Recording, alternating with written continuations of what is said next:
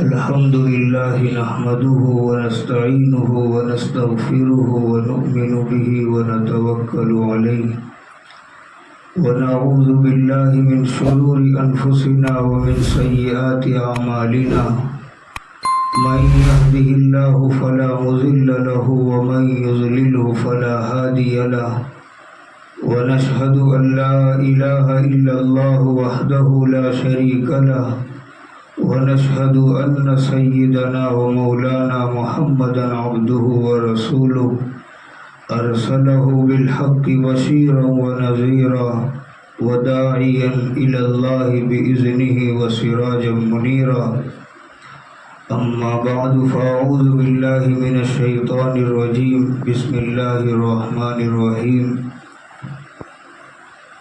وذكر فإن الذكرى تنفع المؤمنين صدق الله العظيم اللهم صل على سيدنا محمد النبي الأمي وعلى آله وسلم تسليما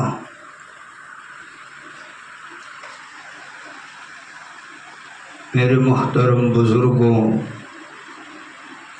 اور آئے ہوئے معزز مہمانوں، اللہ تبارک و تعالی کا شکر اور احسان ہے کہ اس نے ہم کو اپنے دین کی خاطر یہاں جوڑا، دین کی باتیں سننے اور کہنے کے لیے ہم کو موقع فراہم کیا، جو بہت بڑی نعمت ہے، ورنہ یہی چیز ہے کہ آج انسان کو دین اور دین کا علم حاصل کرنے کے لیے موقع نہیں ہے، باقی دنیا کی ساری چیزوں کے لیے موقع ہے۔ تو یہ ہمارے لیے واقعی بہت بڑی سعادت کی بات ہے کہ ہم کو جو لمحہ بھی میسر ہوا دین کے لیے، اللہ تعالی کے لیے۔ آج ہمارا یہ پروگرام جیسا کہ آپ کو معلوم ہے کہ یہ خانقاہی پروگرام کے طور پر منعقد ہوا، اور آج اس پروگرام کا یہ آغاز ہے، یہ یہاں کی پہلی مجلس ہے۔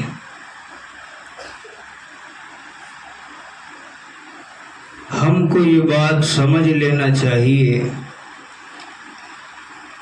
کہ خانقاہیں الگ سے ہمیں کیوں بنانے کی ضرورت پڑی، ان کا کیا کام ہے، ان کی محنت کا میدان کیا ہے۔ ہم جانتے ہیں کہ مدارس ہیں، ان میں دین کی تعلیم ہوتی ہے، اسکول اور کالج ہیں جہاں ہمیں دنیاوی علوم و فنون سکھائے جاتے ہیں، مساجد سے ہم واقف ہیں کہ وہ کس کام کے لیے بنائی جاتی ہیں۔ اسی طرح ہمارے درمیان خانقاہوں کا بھی وجود ایک زمانے سے ہوتا چلا آیا ہے، لیکن اسکولوں کے بالمقابل، مدارس کے بالمقابل، مساجد کے بالمقابل اس کا وجود اور اس کا قیام بہت کم عمل میں آیا۔ اس لیے بہت سے لوگ اس سے ناواقف ہی ہیں، بلکہ کتنوں کی عمر 40-50 سال پہنچ گئی لیکن انہوں نے خانقاہ کا نام نہیں سنا۔ تو جس طرح مدارس کا اپنا ایک مشن ہے، ان کی محنت کا اپنا ایک میدان ہے، مساجد ایک مخصوص عبادت اور مخصوص اعمال کے لیے بنائی جاتی ہے، اسکول اور کالج مخصوص تعلیم کے لیے بنائے جاتے ہیں، اسی طرح خانقاہیں بھی ان کا اپنا ایک عملی میدان ہے۔ اور وہ یہ کہ خانقاہوں میں افراد سازی یعنی افراد کو بنایا جاتا ہے. یہاں جو محنت کی جاتی ہے وہ انسان کے دلوں پر محنت کی جاتی ہے، اور اس میدان کی ضرورت ہے. مولانا احمد علی لاہوری رحمۃ اللہ علیہ فرمایا کرتے تھے، جس سے ہم کو بہت آسانی سے یہ بات سمجھ میں آ سکتی ہے. فرمایا کہ دیکھو 3 چیزیں ہیں. ایک ہوتا ہے رنگ بنانے والا، رنگ کلر ہم جانتے ہیں، اس کلر کو ایک بنانے والا ہوتا ہے، اور ایک اس کلر کو رنگ کو بیچنے والا ہوتا ہے، اس کی دکانیں ہوتی ہیں. اور ایک ہوتا ہے اس رنگ اور کلر کو چڑھانے والا. جو بیچتا ہے وہ گھر اور دیواروں پر کلر نہیں چڑھاتا. یہ الگ بات ہے کہ وہ یہ بھی پیشہ اختیار کر لے، وہ بھی پیشہ اختیار کر لے، لیکن دونوں چیزیں الگ ہیں. تو ایک ہوا رنگ بنانے والا، ایک ہوا رنگ بیچنے والا، ایک ہوا رنگ چڑھانے والا.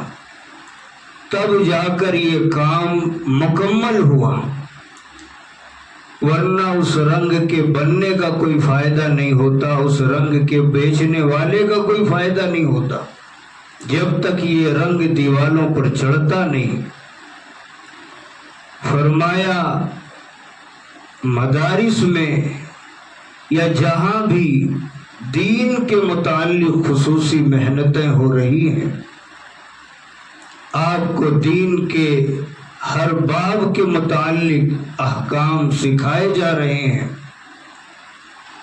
تو آپ سیکھ کر جان کر ابھی مکمل نہیں ہوئے.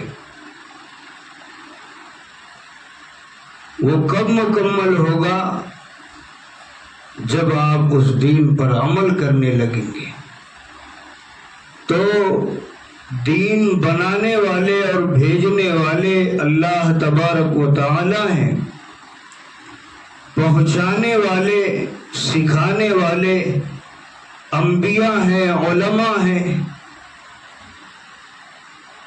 اور اس کو چڑھانے والے بزرگان دین ہیں.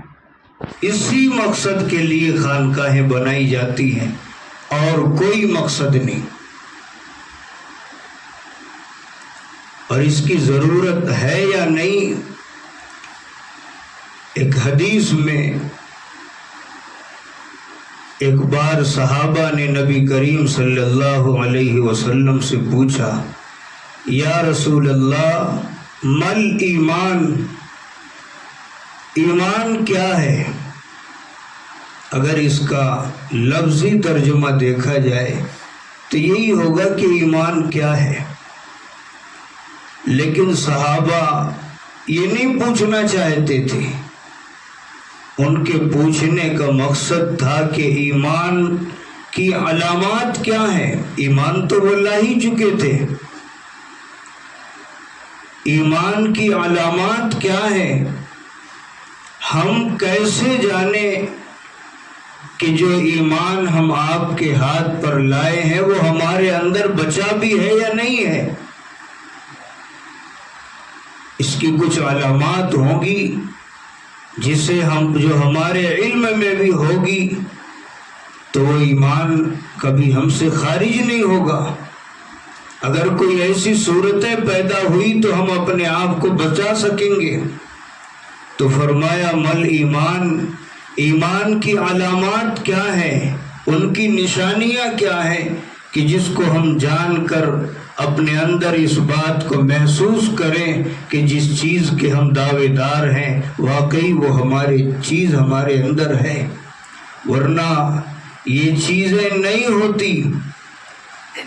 آدمی ایمان کا دعوے دار ہوتا ہے زندگی بھر، لیکن علم میں نہیں ہے کہ ایمان کی علامات کیا ہیں، اس کی بنیادی باتیں کیا ہیں، اور خدا نہ خواستہ زندگی میں کوئی ایسی حرکت ہو گئی کہ وہ ایمان سے نکل گیا لیکن اسے پتہ ہی نہیں، مرتے دم تک وہ یہی دعویٰ کرتا رہا کہ میں ایمان والا ہوں، حالانکہ وہ ایمان سے خارج ہو گیا۔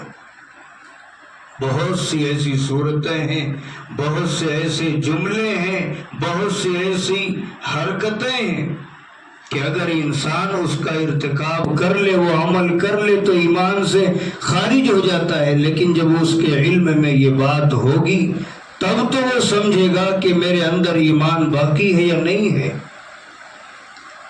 تو صحابہ نے پوچھا کہ ایمان کی علامات کیا ہیں، نشانیاں کیا ہیں؟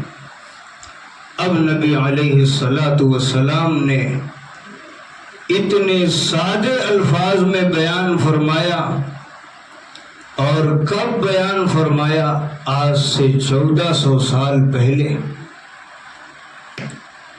لیکن جتنی عام فہم اور سادہ زبان میں آپ نے بات کو بیان فرمائی، آج 1400 سال گزرنے کے بعد بھی ایک عالم دین نہیں، ایک دانش مند اور عقل مند انسان نہیں، بلکہ ایک بوڑھا، ایک بچہ بھی اگر اس چیز کو جان کر اپنے ایمان کو جانچنا چاہے تو جانچ سکتا ہے۔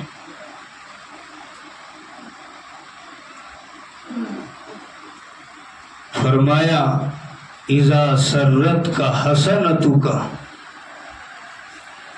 جب تمہاری نیکیاں تمہارے اندر خوشی پیدا کر دیں، کہ ہم جو نمازیں پڑھتے ہیں، تلاوت قرآن کرتے ہیں، ذکر و اذکار کرتے ہیں، یہ جتنے بھی بھلے کام ہم کرتے ہیں، اللہ تبارک و تعالی نے ہر ایک کے اندر ایک لذت رکھی ہے، ایک نور رکھا ہے، ایک سرور رکھا ہے۔ جو آدمی اس لائن پر محنت کرتا ہے وہ ہر چیز کے نور کو پہچانتا ہے، لیکن ایسے لوگوں کا وجود دنیا میں بہت کم اور نایاب ہے، لیکن ہے۔ فضائل اعمال میں لکھا ہے ایک بزرگ کے بارے میں کہ وہ فرمایا کرتے تھے کہ تم میرے سامنے حدیث پڑھو، وہ حدیث جو حدیث قدسی ہے اور وہ حدیثیں جو حدیث قدسی نہیں ہے، اور دوسروں کے کلام پڑھو، میں سن کر بتا دوں گا کہ تم کس کا کلام پڑھ رہے ہو اور یہ کلام کس کا ہے کس کا نہیں ہے۔ اللہ تبارک و تعالیٰ کے اس بندے روئے زمین پر ایسے بھی پیدا ہوئے، لیکن آدمی جب محنت کرتا ہے تو یہ ساری چیزیں اتنی آسانی سے نہیں حاصل ہوتی۔ تو بہرحال اللہ تبارک و تعالیٰ نے ہر عمل کے اندر ایک لذت، ایک سرور، ایک نور پیدا فرمایا ہے، اور ہر ایک سے جدا ہے۔ تو فرمایا اذا سرت کا حسنت کا، جب تمہاری نیکیاں تمہیں خوش کر دے۔ ایک تو ہوتا ہے کہ آدمی نماز پڑھے اور خود ہی گانا شروع کر دے کہ میں نماز پڑھتا ہوں، اس کا کوئی فرق نہیں، اس کی کوئی اہمیت نہیں۔ جب انسان کا دل گواہی دینے لگے کہ میں نے نماز پڑھی ہے، مجھے کیا ملا ہے نماز میں، تو معلوم ہوگا کہ اس کے اندر واقعی ایمان ہے۔ تو فرمایا اذا سرت کا حسنت کا، جب تمہاری نیکیاں تمہیں خوش کر دے، وساعت کا سیئت کا، اور تمہارے گناہ تم کو رنجیدہ کر دیں۔ تم سے کوئی گناہ ہو گیا، کوئی خطا ہو گئی، اب خطا تو ہو گئی اور ہو سکتی ہے کوئی بہت بڑی بات نہیں، انسان ہیں، بھول چوک غلطیاں ہم ہی سے ہوگی. غلطی ہو جانا کوئی بڑی بات نہیں ہے، لیکن غلطی ہونے کے بعد انسان کے دل میں غم نہ پیدا ہو، انسان کے دل میں گھٹن نہ پیدا ہو، اس گناہ کی نحوست کا احساس اس کو نہ ہو، یہ اس کے لیے خطرے کی بات ہے. فرمایا وساعت کا سیئت کا، کہ تمہارے گناہوں کی نحوست کا تم کو احساس ہو، تمہارے دل رنجیدہ ہونے لگے، فانت مومن، تب سمجھو کہ تم مومن ہو. ورنہ اگر تم تلاوت قرآن کرو اس کا کوئی سرور نہیں، نمازیں پڑھو اس کی کوئی برکات، اس کی کوئی لذتیں نہیں محسوس ہوتی، ایسے نماز کا، ایسی تلاوت کا وہ ثواب بھی نہیں، وہ آپ کی نجات کے لیے خصوصاً کافی نہیں ہوگا. ورنہ وہ چیز جب اللہ تعالیٰ نے اس کے اندر رکھی ہے تو اس کا ظہور ہونا ہی ہے. جیسے قرآن کریم میں اللہ تعالیٰ نے فرمایا ان الصلاۃ تنہی عن الفحشاء والمنکر، کہ نماز بے حیائیوں اور برائیوں سے روکتی ہے. ہم میں سے ہر بندہ نمازی ہے، اب یہ بتائے کہ کون ہے جو ہم میں سے برائیاں نہیں کر رہا ہے، کون ہے جو ہم میں سے خطائیں نہیں کر رہا ہے. اب اس کا کیا مطلب؟ اس نماز کا قصور ہے یا ہمارا قصور ہے؟ ہمارا قصور ہے کہ جس طرح نماز ہم کو ادا کرنی چاہیے تھی ہم نے نہیں کی. ورنہ نماز کی جو صفت اللہ تعالی نے بیان کی ہے وہ اس کے اندر موجود ہے، خامیاں ہمارے اندر ہے. ہم اپنے آپ میں غور کریں، نماز کی جو صفت اللہ نے بیان کی اس میں نہیں کمی. تو اللہ نے نماز کی لذتیں، نیکیوں کی لذتیں رکھی ہیں. اگر وہ نیکیاں کرنے کے بعد ہمارے دل میں یہ سرور پیدا ہوتا ہے کہ اللہ نے توفیق دی کہ میں نے اس کی بارگاہ میں جا کر نماز ادا کی، تو یہ سمجھیے کہ تمہارے دل میں ابھی ایمان باقی ہے. یعنی تمہارے دل کی یہ حالت ابھی صحیح ہے کہ وہ ابھی گناہوں کی نحوست کا اور نیکیوں کے نور کا اور اس کی لذتوں کا احساس کر رہا ہے. یہ سمجھیے کہ جب تک یہ احساس اس کے دل میں باقی ہے، یہ احساس ہوتا رہے گا، یہ سمجھیے کہ اس کے دل میں ابھی ایمان باقی ہے، اور اس کے دل کی اندرونی اور باطنی طور پر جو حالت ہونی چاہیے تھی وہ ابھی غنیمت ہے. اور یہی دل ہے جس پر خانقاہوں میں محنت کی جاتی ہے، یہی دل ہے. اسی لیے کہ جو دین ہم کو ملا ہے، جو علم ہم کو ملا ہے، اس پر صحیح ڈھنگ سے عمل کر سکیں، اس علم کا صحیح فائدہ حاصل کر سکیں، وہ فائدہ جو دنیا میں بھی ہے اور وہ فائدہ جو آخرت میں بھی ہے. اس لیے بزرگان دین نے خانقاہیں بنائی اور اپنی عملی محنت کا میدان دل کو بنایا کہ جب یہ دل صحیح ہوگا، اس کی حس صحیح ہوگی. مثلا ہماری ایک ظاہری حس ہوا کرتی ہے، اللہ نے ہاتھ کو چھو کر سمجھنے کی صلاحیت دی ہے کہ یہ چیز گرم ہے یا ٹھنڈی ہے، زبان کو چکھنے کی صلاحیت دی، ناک کو سونگھنے کی صلاحیت دی، یہ حس ہے. اگر کسی بندے کی ان ساری چیزوں میں سے کوئی ایک چیز خراب ہو جائے، آپ سبھی کو اس کا مشاہدہ اور اندازہ ہے کہ اس کی زندگی کیا ہوتی ہے، اور وہ پھر کتنا پریشان ہوتا ہے اور کتنا دوڑ دھوپ کرتا ہے کہ وہ چیز صحیح ہو جائے. مثلا اللہ تعالی نے زبان کے اندر چکھنے کی صلاحیت رکھی ہے. یہ ذائقہ چکھ کر بتا دیا کرتا ہے کہ یہ چیز میٹھی ہے، یہ کھٹی ہے، یہ تیکھی ہے، یہ کڑوی ہے، یہ کسیلی ہے۔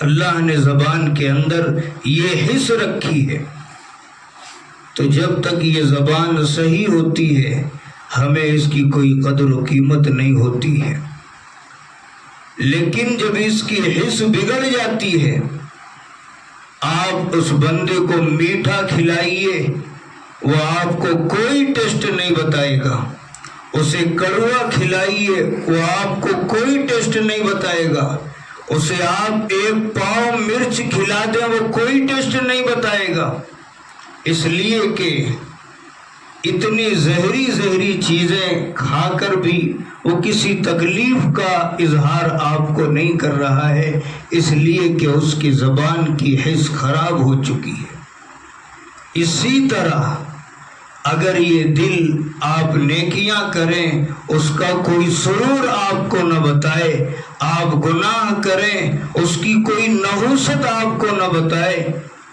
یہ دلیل ہے اس بات کی کہ وہ دل خراب ہو چکا ہے، اس کے اندر جو حس اللہ تعالی نے رکھی تھی نیکیوں کی خبر دینے کی، برائیوں کی خبر دینے کی، وہ خراب ہو چکی ہے۔ اب جس بندے کی زبان کی حس خراب ہو جائے، آپ اسے جس ہاسپٹل کا پتہ بتائیں گے وہ دوڑ کر جائے گا، جتنی رقم خرچ کرنے کے لیے کہیں گے وہ کرے گا، جو چیزیں پرہیز کرنے کے لیے کہیں گے وہ پرہیز کرے گا، الغرض جتنی باتیں آپ اس کو کہیں گے 100% وہ تمہاری باتوں کو قبول کرے گا کہ یہ زبان کی حس صحیح ہو جائے، اس لیے کہ اس کے بغیر تو زندگی کا مزہ ختم۔ وہ زندگی جو ابھی 60 سال اور 70 سال گزرنے والی ہے وہ سوچے گا کہ ابھی ختم ہو جائے، تو اس لیے کہ کوئی فائدہ نہیں، کوئی مزہ نہیں، کوئی لذت نہیں۔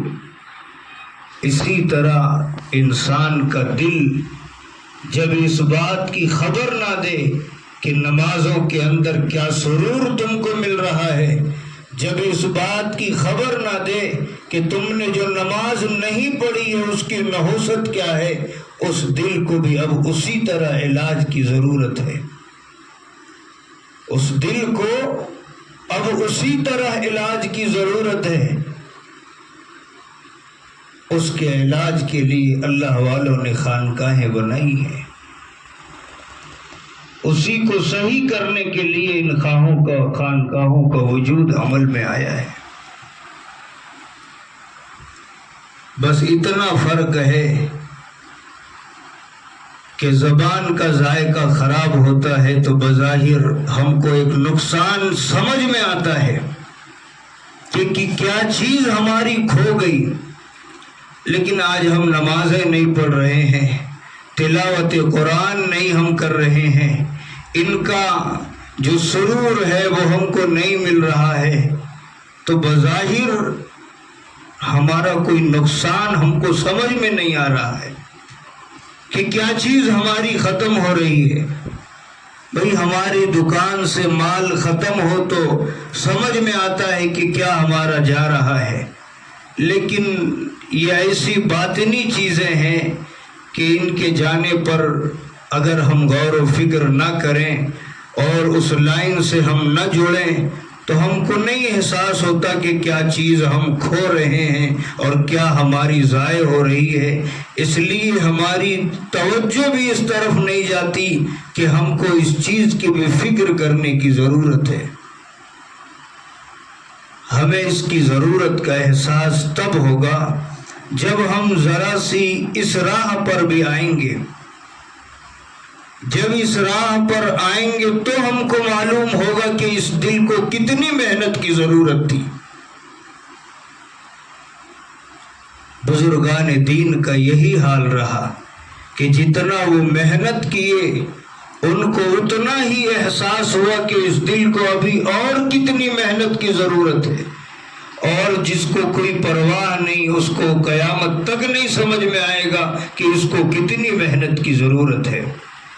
جو آدمی جس فیلڈ میں محنت کرتا ہے اس کو سمجھ میں آتا ہے کہ میں ابھی کہاں پہنچا ہوں اور مجھے اس فیلڈ میں کہاں تک پہنچنا چاہیے اور وہاں تک پہنچنے کے لیے کتنی محنتیں ہم کو درکار ہیں۔ تو ان خانقاہوں سے ہم ابھی وابستہ نہیں ہیں، لیکن ضرورت ہے یا نہیں ہے اس بات کو میں نے آپ کے سامنے ذکر کیا کہ اگر اس دل کو نیکیاں کرنے کے بعد سرور محسوس نہ ہو اور گناہ کرنے کے بعد کوئی گھٹن محسوس نہ ہو تو آپ یہ سمجھیے کہ اس دل کو علاج کی ضرورت ہے۔ یہ میرا کہنا نہیں ہے، نبی علیہ الصلوۃ والسلام نے اس حدیث میں یہی فرمایا، اذا سرت کا حسنت کا، جب تمہاری نیکیاں تمہیں خوش کر دے، وساعت کا سیئت کا، تمہارے گناہ تم کو رنجیدہ کر دے، فانت مومن۔